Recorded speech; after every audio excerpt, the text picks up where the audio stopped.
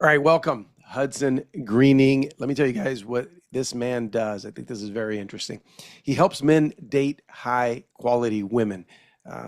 You always, you hear guys and girls say, "Where are the high quality people at?" That's what this guy does. But he doesn't just do it through, he does it in both ways through online dating apps as well as the cold approach. That's that anxiety filled moment where you go up to a girl and talk to her in public and you don't know her and there's no connection. How the heck do you do that, Hudson?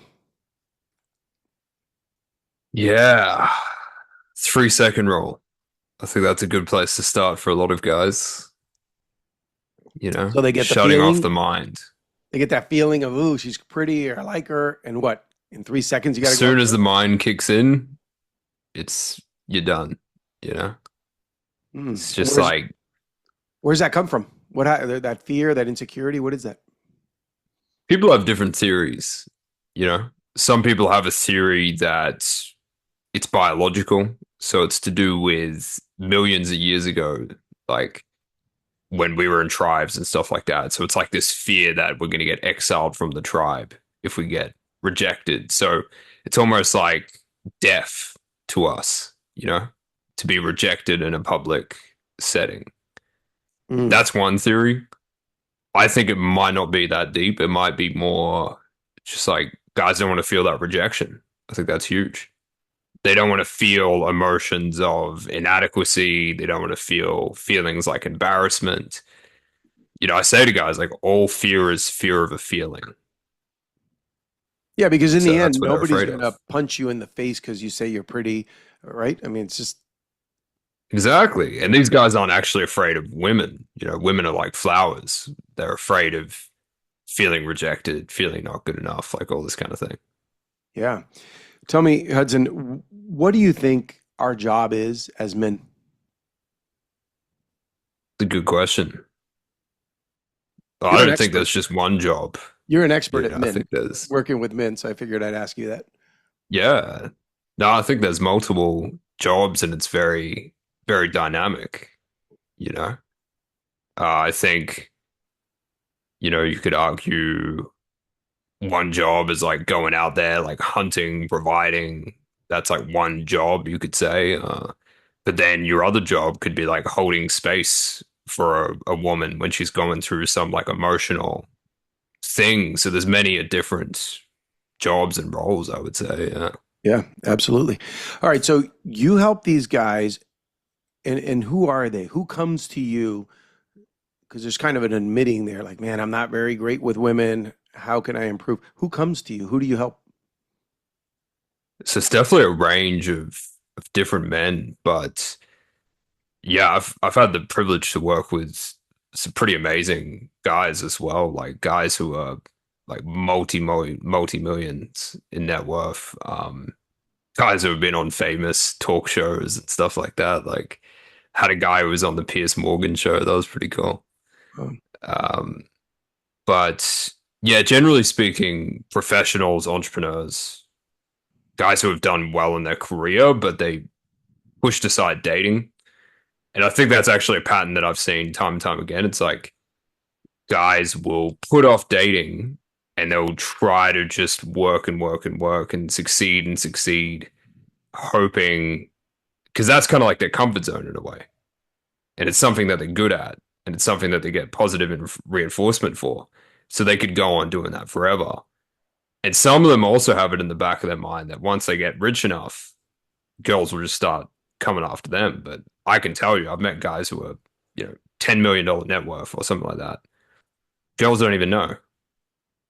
They walk down the street. It's not like the digits hang above their head,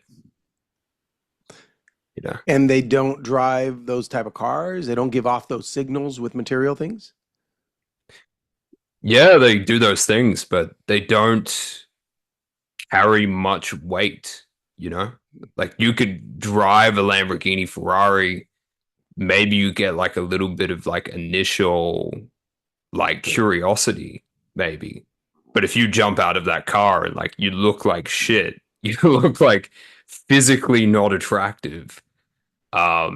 You can't hold a conversation.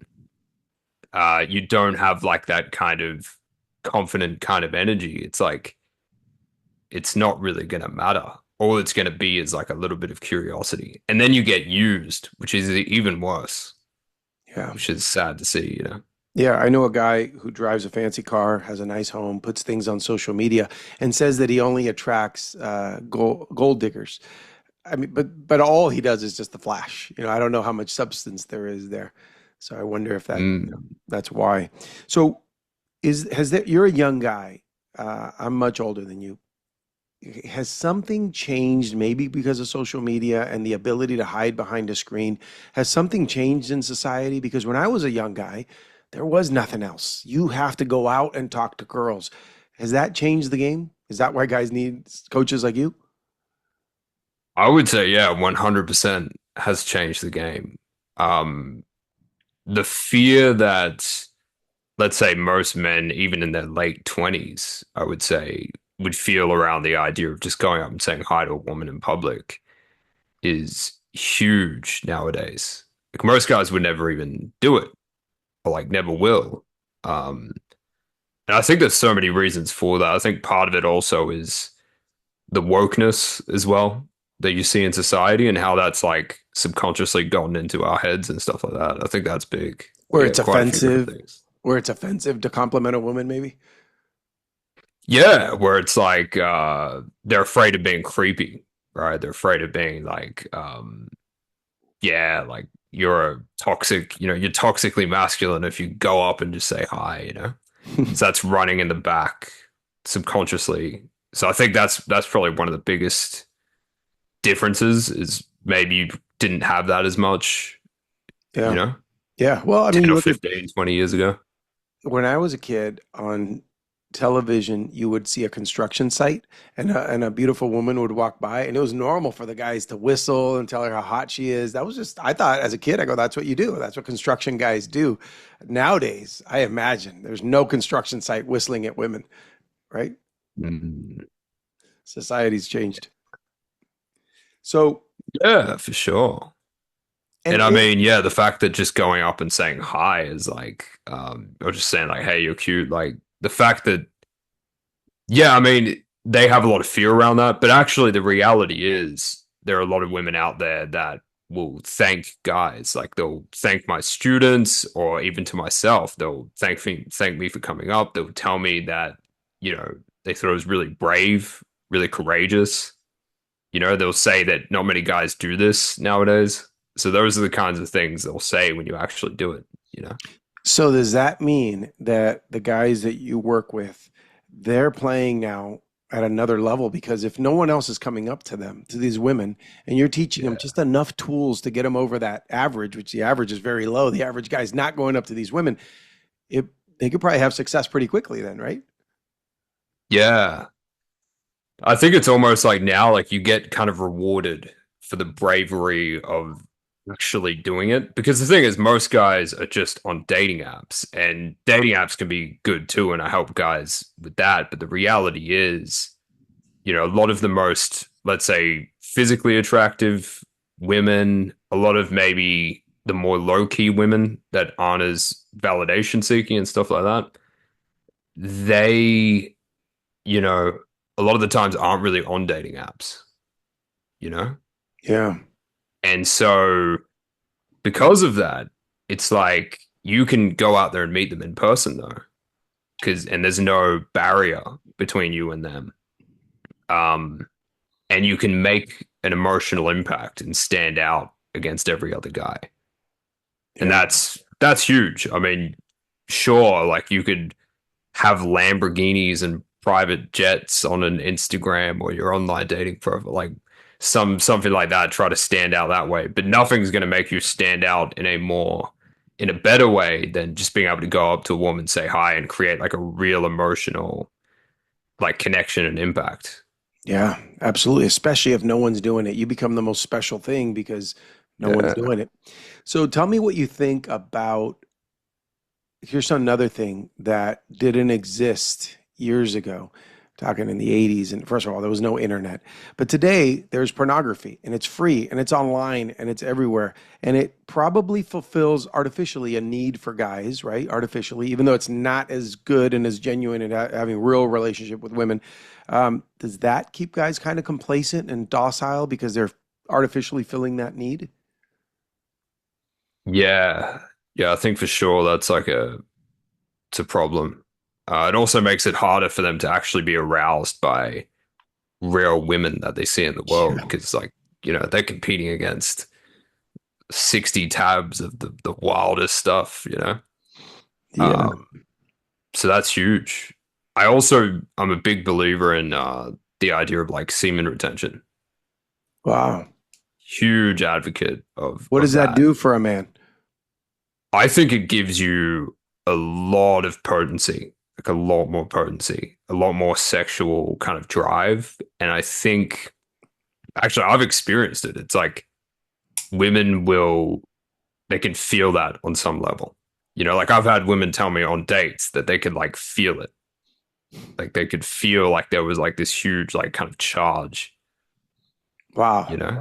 And so that, what you feel, they feel. So if you're really feeling a lot of sexual energy and that's just running through you, they will feel that. I've noticed that myself. Like if I go out and do cold approach, say hi to women, and let's say I'm not on semen retention, it's not going to be anything like if I was, because when you're actually on it, you go up sometimes, you speak to a certain girl, and instantly you just feel this like spark or that charge, and she feels it and you feel it. And it's not even all about what you're saying. It's like that exchange of energy and like, yeah, it's pretty nuts. That makes sense. When I do a few days of fasting and not eating at all, maybe I'll have black coffee, green tea, water. That's it. No calories. Um, I am hyper aware. I could see everything. I could think fast because I think our brain there is making us hyper alert to catch an animal, right? So we can eat it. We haven't evolved much from a caveman, I think. So what you're saying makes perfect sense. You're in dire need of something. You're probably going to get a little bit better at it. Yeah, and you get more motivation, more drive Oh to yeah. actually go out there and do it. In my 31 day program, I for the married guys, it's usually not too much. Well, I don't know. It could go either way. There's a rule. There's 6 rules, and one of the rules is no pornography, no masturbation for 31 days. And you got to do push-ups, and you got to do all these 31 different challenges. And some married guys have told me it's made their relationship stronger with their wife when they're not looking at pornography and not masturbating. But the exciting one, and I think that's fantastic. But it's the young. This goes to your point. The younger guys who aren't married, don't have a girlfriend, they say that they are getting really improved. Without the coaching, they would do way better with coaching, obviously, but they're getting better. They're getting past that issue of the fear better because now they got to go talk to girls. So I think that goes really well with what you're saying. Oh yeah, for sure. I think the only exception to maybe semen retention might be like if a guy is already too much the other way. Like if he's just like already just so horny, it's like, he Yeah. can't control himself. Well then, okay, maybe don't do it. Right. Or maybe if a guy's struggling with like, I don't know, real bad mental health situation, because that's another thing with semen retention. I think it enhances the intensity of everything. I think even emotions, like everything just gets more intense, I think. Yeah. You don't want that guy who's gone too far and maybe he's sitting at that date and semen's oozing out his ears because the levels have increased that Yeah. high. Yeah, I'm sure there's a limit and guys might get a little creepy and weird and they don't even notice it because it takes over. All right, so Yeah. I've heard this on those type of podcasts or YouTube, on those manosphere type things where they talk about the rule of sixes, whether it's 3 of them or 4 of them. Let's go with 6 feet tall, have a 6 figure salary, and all a 6 pack and all these things. And look, it's easy for you to say you're a very good looking guy. Um, what about that average guy? He's just an average guy. He's a 6, he's a 5. How do you help that guy?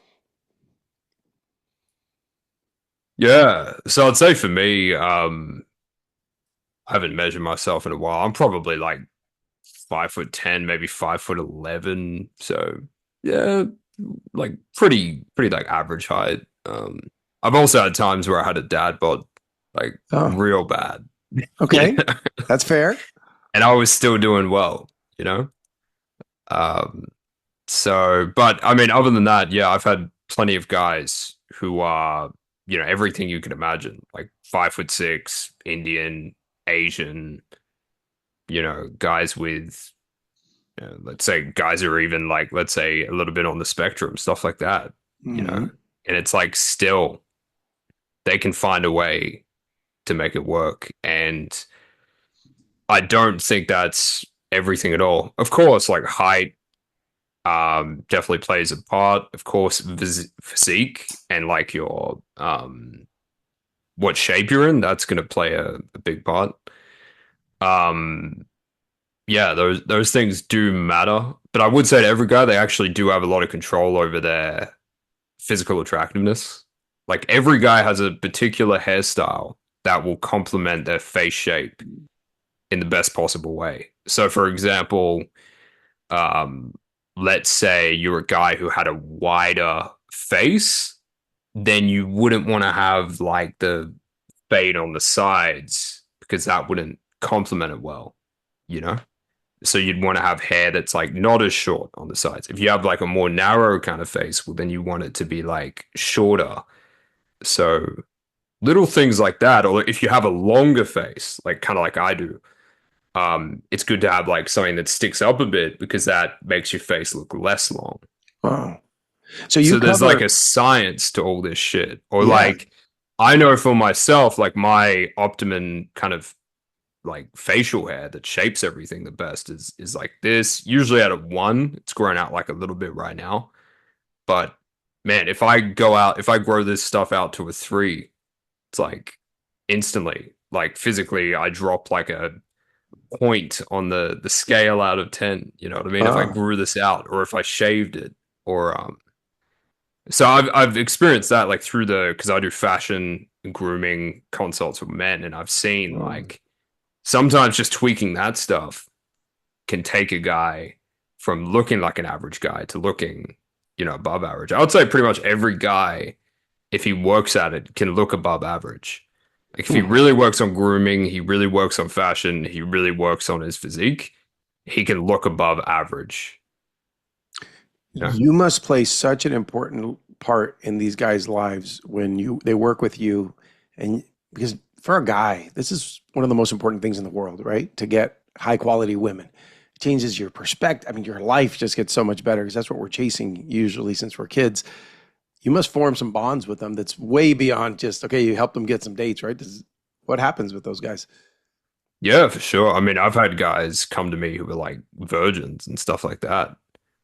And you're like, you help them lose their virginity, and it's just like you realize how dark it would have been if they didn't, you know, help you. And yeah. And I've had guys who've gotten married and stuff like that too. And definitely makes a huge difference. You see them get happier as well, you know? Yeah.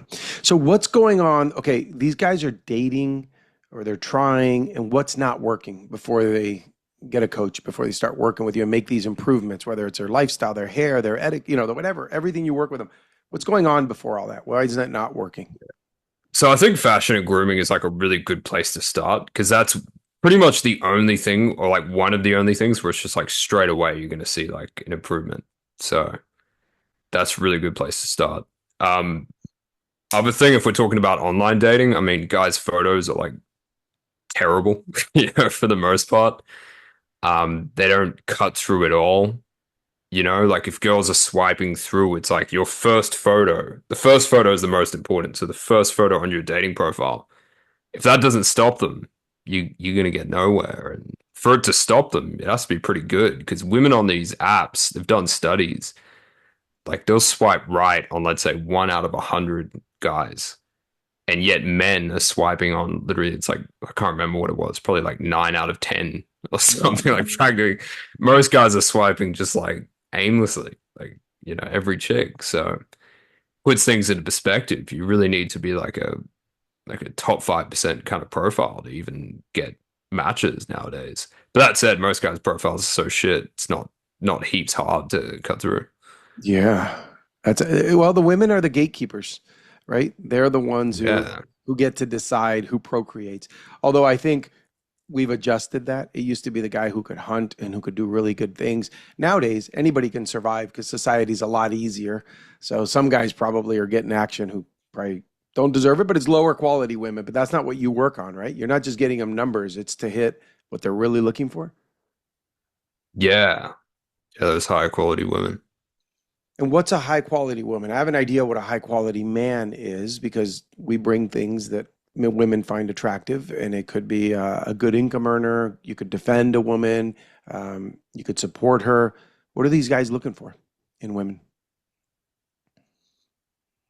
Yeah, so I would say, across the board, like a lot of guys obviously do care about looks and stuff like that. And someone could say that's superficial, but it's like, hey, if they care about that, they care about that. And most guys do want a woman who's, definitely in shape, very physically attractive, stuff like that.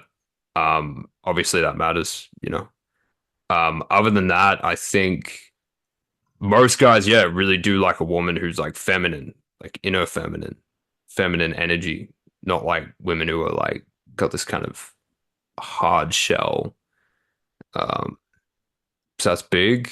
Um, yeah, women who have their life together, like women that aren't going to clubs and getting drunk all the time. I think that's big.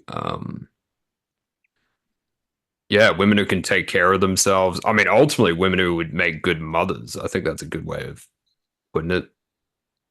Like, what are the traits that make a good mother? Well, obviously, kindness and like open-heartedness. Those things matter a lot. Responsible, you know, that matters heaps too. I mean, yeah. So obviously, it differs for everyone. Yeah, but a lot of what you described are traditional women. Yeah, exactly. And actually, I do have a lot of guys who are kind of after that. Like, they've really thought about what they want. They're like, I even had a guy, I was writing a bio for him the other day, and he was, yeah, talking about exactly what he wanted in a woman and just pretty much describing that, just talking about like, he was like yeah, CEO and just traveling the world and like he just wants a woman to join him and like he's talking about the kind of life he wants and stuff like that, like super direct. Yeah. Man, I can't say enough about the key word you hit on, feminine. But it kind of goes Yeah. against a lot of what is being fed to these young girls in school, right? Because the being being feminine seems weak nowadays. I think it's the most beautiful thing on this earth. Femininity is the most beautiful thing. But it seems like that's a weakness, and no, they got to be strong and independent, and you don't need a man. It's funny, right? They're teaching these Oh yeah, girls the opposite of what guys are looking for. it's huge. I think, for me, I remember the first time going to like South America and going to like Mexico and Colombia and just being like, whoa, like these women are just way different, you know? And so it's kind of like culture shock, but in like a good way. Yeah. And then you meet some Americans because like when I was in Mexico, you'd get a combination. I was like in Playa del Carmen, you'd get, the Mexican women, and then like an American woman would show up every now and then. You'd just be like, whoa, that's a contrast. Yeah. Yeah, what a difference. It's the reason for the Yeah. passport bros, right? It's the so many Europeans, Americans, maybe Australians have been going to these countries to find women. Even that term's really funny, isn't it? Yeah. Passport bros. It's almost like a way of like uh them shaming it in a Yeah. sense. Oh It's yeah, like because deep they down say they must know. It's like, okay, they're like not happy with how things are. Like, maybe they prefer, you know, the other places, so they'll try to shame it, like passport bros. right. Like it's some negative thing, but it's interesting. You see it, but something interesting happens. You there's arguments out there for that whole world of the guys I've watched. Every time I get sick, which is not that often, I'll lay in bed and I'll watch some YouTube. It's when I have time to consume, and I've gone down the rabbit hole of those guys who go to the Philippines, they go to Thailand, they go to Latin America, and they say that the problem is they can't bring those women to the West. they have to make their life in those countries so they could preserve the standards, those traditional standards. Because if they bring that same woman who's very feminine and sweet and traditional, they bring them to the West, something changes in them, right? Yeah, I think that depends on how much she's going to be influenced by the external world, um, how much influence you also have as well. Yeah, Yeah, so I guess it depends, but I could see how, to some degree, it's going to happen, but I don't think it happens necessarily overnight. You know. sure. It takes a while. Um, Mm. when guys work with you and they start working on all these improvements, they don't need you for life, right? Because you're going to teach them these skills. How long does it take to become confident and start seeing the results coming in? Yeah, so I've got a very practical kind of way of doing things, and I'm like a big fan of like working with people one on one, you know? And so, for example, my online dating, like I've got guys I'm working with right now, they've got good profiles, they've gotten them up, they're getting matches. And I'll be talking to these guys one on one, they'll be having conversations, and I'll just be straight up telling them, like, here's what I would text, you know? And then they start putting in those texts. And like sometimes I'll just do a whole conversation for them and they'll just end up on a date and they see what I'm doing like in real time. I would say like for my online dating program, like most people are getting dates like straight away, like within the first couple days, Wow. you know? And I'm like helping them text. It's just like, okay, they put up profiles, they get matches, and then it's like the system I teach for texting. It's not like some like vague, like kind of wishy-washy thing. Like it's very structured. Like I have like literally like there's like flow charts in case people need. Like that's kind of just to get started. It's not like the end goal. Like, but ultimately what I try to teach is concepts, you know. For example, there's like a concept of what I call baiting, right? So a girl might ask you like, what are you up to? You know, I may say something like, oh, good, just chilling, you know, editing some videos. You know, what about you? And then I know that girls are always going to ask, like, what are you editing videos about? Mm, And then I'll be like, oh, for my business, like I do coaching. They're just going to be like, what type of coaching? So you're baiting her into asking you questions, which makes her invest. So that's that's like a fantastic. really it's like a very real tangible concept, you know, that Yeah, someone can learn and then they can implement it, you know. yeah. You could implement it like straight away right now, like understanding that, you know. That makes perfect sense. You call that baiting? Yeah, baiting. Baiting them into that. Yeah, that's fantastic. So tell me, Hudson, any crazy, any shocking, because you're in an interesting line of work, man. Anything noteworthy on actual examples of things that have happened with guys? Noteworthy example. Well, I had a guy, he was in Bali. This was pretty funny. And he was talking to some Russian girls and they were like very attractive and he was shooting the shit. And they just all of a sudden ask him, we've decided we want to have a threesome with you. Whoa. Now, at that time, you know, he was still kind of early in the coaching process. So he kind of fumbled it after that because it was like too far outside of Yeah. reality of what he was used to.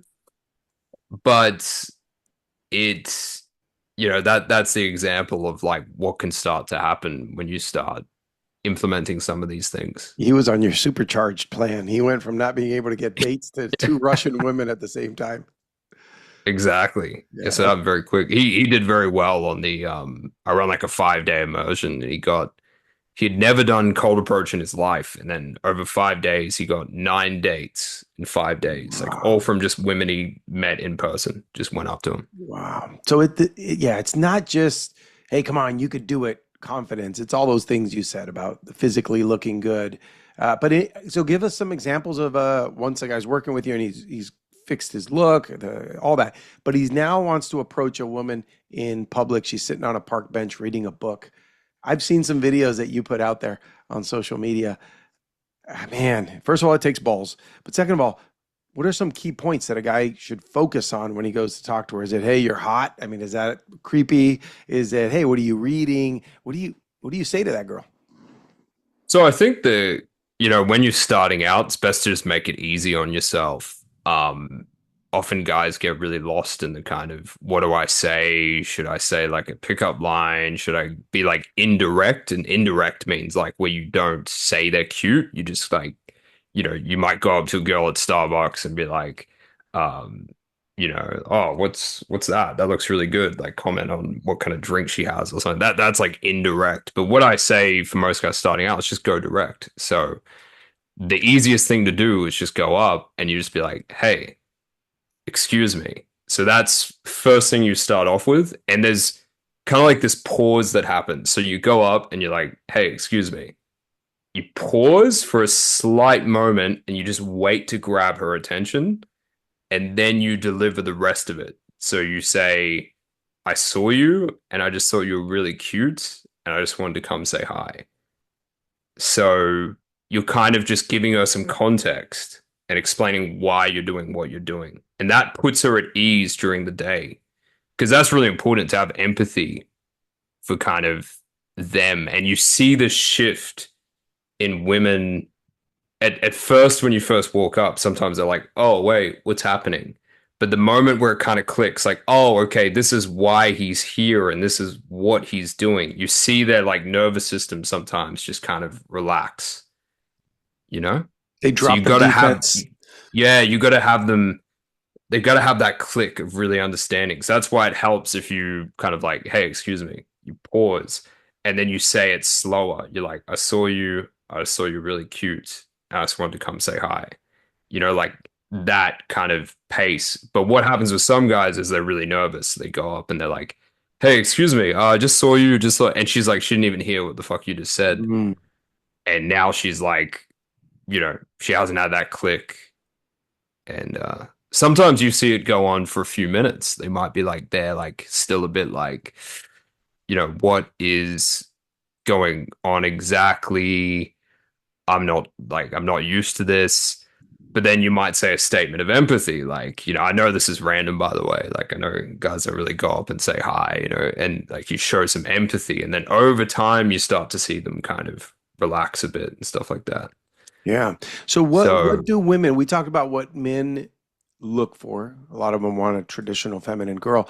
What are these girls looking for that when you help the guy put together his image and his words and his timing and his confidence, ultimately what are these women looking for? I think one of the first kind of words that pops up to me, even as you just say that, it's just like confidence and certainty, you know? I feel like it's huge. Um, Women tend to be, in a lot of ways, very uncertain, nervous, a lot of the time. So they love the idea of a man just like coming into their world and being very certain and confident. That's why women just love confidence. Like they'll say that. It's like, what's the thing that you find the most attractive? Every woman ever will say confidence. Yeah. And that's true. And it goes much deeper than people think. It's like, because confidence and certainty are the same thing. It's like, and that carries over to everything. Like I was just the other night, I had this Tinder conversation and like I was planning the meet to her house and just like you get all these different questions, like objections, stuff like that. But then everything they say, you're just like, nah, it's okay. It's all right. That. Like she'd be like, how do I know you're not a serial killer? Like, it's okay, I gave up serial killing last week. She gives you uncertainty, you just give her certainty, non-reactivity, Mm. you know? So they Yeah. crave that shit. Yeah, that's attractive. When I remember before I got married, being with an been married 22 years, but being with an ex-girlfriend, and on Sundays, typically, we would go to the mall for some reason back in the late 90s. And every time I was with her, holding her hand, I got more looks ever than I ever got from women. But when I'd go to the mall by myself, no girls looked at me. And it wasn't like it happened once. I'm talking months in a row, 15 visits to the mall. And she would tell me, girls look at you a lot. You know, I was 23 years old and I was in shape. But well, that's interesting, right? Yeah, Mm, I don't look at a girl if she's with a guy. I don't want to start a fight. I might glance and then I'll look away and keep going, right? I'm not going to be looking. But women would look at me or other guys when they're with a woman. Is that maybe a filtering system? Women feel like, well, he must have some good qualities because he has this pretty girl with him, and it's a safe bet for them. yeah. Yeah, I think that's big. Um, yeah. I guess the term for it is like, yeah, they call it pre-selection, but I think it's very real. I think honestly, even if women didn't see you physically with a woman, they can just sense it subconsciously. They can sense whether you have women in your life or you don't. Mm. And so that's why with a lot of guys, I say to them, just start dating, meeting women, getting women in your life. Sometimes online dating apps can be the best thing for just really getting women in your life, getting dates, like getting physical, getting shown affection by women and stuff like that. Because that will make you just exude that kind of energy more. But does a guy have to avoid being too much of a friend to women, getting women in his life that are just friends, where he gets friend zoned? You see that happen? Oh, yeah, that's not what you want. What I mean is like, yeah, these guys need to be having sex, really. Like, they need to be generating like that abundance, in their life. Yeah, there's a really good book out there, and he's coming to speak to my guys soon. It's Dr. Robert Glover, No More Mr. Nice Guy, and he talks about, and I've recommended that book to so many guys who just get friend zoned and who are just nice guys. And it's funny because women, won't they say, "I want a nice guy," but in reality, is that really what they want, or they want that guy who's a little bit tough and not the nicest guy, maybe? Yeah, I think there's being nice and then there's kindness.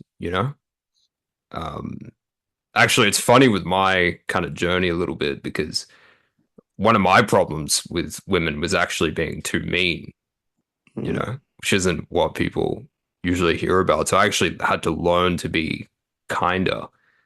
But it's not kindness from a place of like trying to do it to get validation. It's kind of like when you start to really understand women, it's easier to have kindness. You start to have more like empathy. You see how vulnerable they can be, and that Yeah. makes you care for them more.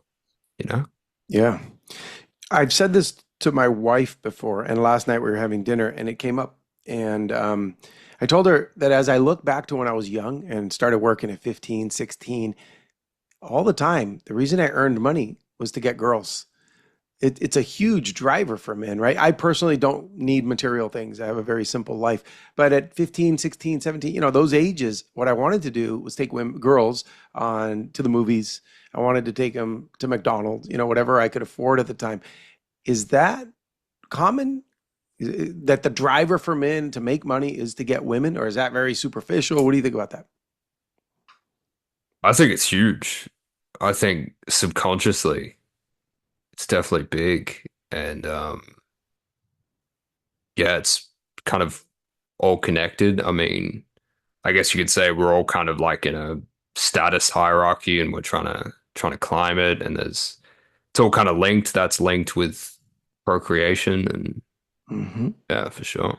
Yeah, and it's But the competitive. thing is, with women, it's like, and their system, let's say their attraction system, like what it's not, it's not like all about those logical ideas. It's very much just about your behaviors. I had a friend and actually I had multiple friends who were like, back like let's say 7, 8 years ago, like when I was myself like just a broke young guy and stuff like that. It's like, would all go out to clubs and stuff like that, and it's just like would have a lot of success and would be broke as hell. Would be like living, sleeping on mattresses on the ground. It's like, but it didn't matter, because the behavior was like I mean, this term gets thrown around a lot, but like high status, right? And that's not because like you're trying to be high status, but it's like if a guy can go up there confident, like look a woman in the eyes, like not flinch, all those kinds of things, that will communicate the behaviors of someone who's at the top of the hierarchy. Like you could have no money and be sleeping on someone's couch, but if you can have those behaviors and exude that confident energy, then that will her brain be like, okay, this is a guy, worth mating with. Whereas the opposite could be true. You could have $1 million in the bank and behave, in a very low status way. Maybe you're not holding eye contact. Maybe you're looking down, stuff like that. So yeah, What's those things are interesting, huge. what's interesting about that is that if you act the part that you want to be eventually, you start becoming that, right? Someone can start saying, what does a successful, wealthy guy, what does he do? How does he dress? How does he talk? That obviously he'd need guidance from someone like you to get there. But once he learns those things, he starts playing the part. And now he starts acting the part. And then things start showing up in your life. Would a successful rich guy show up and where he said he gave his word to show up to? Yes, so I'll do that instead of flaking out on people. And then what does that do? Creates better relationships and life gets better magically because they're doing those things. So let me ask you, Hudson, how'd you learn all this? Who taught you? Yeah, so I definitely had a lot of mentors in many different areas. And I would say like I was kind of yeah, lucky because I found all of this stuff at a very early age. Like I was very shy growing up, very nervous. And then I had certain people I would watch on YouTube and that kind of like inspired me to get out there. But then the thing that would happen, and this was really big, like let's say 7 or 8 years ago, but there was like big communities of men that would meet up, like they'd talk in group chats, and then you'd meet up. I guess you could say that's like the pickup community, right? Which has a very bad rap, and there is a lot of toxicity in that community, to be fair. But one positive side of that community is the fact that these men actually get together, and a lot of them are kind of outcasted, but they get together and they meet others and they go out and they learn from each other. They see Mm-hmm. what each other are doing, and so that obviously helped. And I got around some guys who were just really good with women, and I would be around them and I would see what they were doing, and like you learn through osmosis, and I would live with them and stuff like that, and you'd pick up on all these different things, and so that's huge. But yeah, also other mentors as well, coaches, like all different directions. Yeah. Yeah, that's interesting. It's the community you surround yourself with, and that's fantastic. Hudson, anything else you'd like to share with the guys that I maybe didn't cover? Yeah, no, I'd also cover that. Yeah, like I had a mentor that kind of like held me accountable to going out there and like approaching and stuff like that and breaking past that, approach anxiety. And I would say if I didn't have that, I probably wouldn't have done it. Wow. So having like someone hold you accountable and stuff like that is like huge. In everything, in dating, in business, people have a business coach, they have a marriage counselor, whatever they have. When there's accountability, man, and you got to go do the thing you gave your word that you're going to do, and then show up for the next call. That's a game changer. It's funny. Right before we started recording here, I had a call with one of the guys in my men's group in the Brotherhood, and he's working on his business. And I said, "Look, I'll have another call with you whenever you want, next week, the next one, whatever. My calendar. Go ahead and book it, but not until you call 3 companies that could help you with that thing you just said." And he laughed and goes, "Wow." And he's not a coaching client, but he's in my Brotherhood, so I'll help those guys out all the time. And he goes, "Wow, that's some accountability." Right? Because if I don't hear from him, he knows that I'm thinking he must be weak. He didn't call the 3 companies that he said he was going to call. Yeah, I think we all need that accountability, and that's the type of stuff that you help guys with in the dating world. All right, so on Instagram, it's evolvesocialdating.com. I just started following you recently. I've seen you on Facebook as well, but Instagram, evolvesocialdating.com. I'm sorry, No, evolve no social dot dating. com, just Sorry. evolve I'm, social dating. Yeah. I just showed my age. Anything internet related, I throw .com on it. So evolve social dating.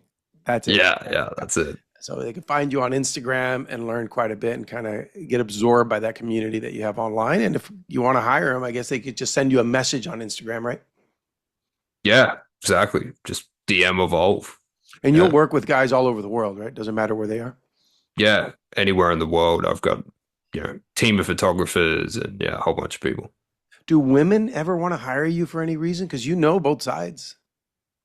I've had some women hit me up and I've coached a few in a very different way. And so that has happened. And 25% of my viewers on YouTube are actually women. And I'm like, I Interesting. found that out recently and I'm like, what? Wow. It's That's nuts. interesting. All right. Yeah. Hudson Greening, thank you very much. I know that you're bringing a lot of value to this world and you're going to bring a lot to the guys that I have here listening and maybe some of the women too, because they can now understand a little bit how we work. You've seen those things that have happened where a woman will create a profile as a man on a social dating site and they see how hard it is. It's really hard for men, right? We always have to be the one that approaches. In fact, I had a phone call with two women entrepreneurs. They own this beautiful apparel company, and I had an apparel company for over 20 years. So they wanted a session and we chatted. And I asked them, they want to acquire a company. And I said, all right, well, are there any you could talk to? And they go, there's one that we'd really like to acquire. And I said, perfect. Have you ever spoken to the owner? He said, well, we wrote them once and they didn't respond. So we stopped. And I said, did you make any other attempts? Did you write a letter? Did you call? Did you send more emails? They go, no, we already tried once. And I said to them, and it was an eye opener for them. I said, if you were guys, you would understand that once is not enough. You have to. I asked my wife out 100 times before she said yes. If I would have just stopped at one, I wouldn't be married. Right. So it's very different Yeah. for That's a guys and good girls. point. Yeah. Hudson, thank you Uh, very much for being here. I appreciate you and I appreciate the work you're doing for society. yeah. Thanks for having me. All right. Have a great evening. I know it's late over there. Bye Yeah, bye. you too, man. See ya.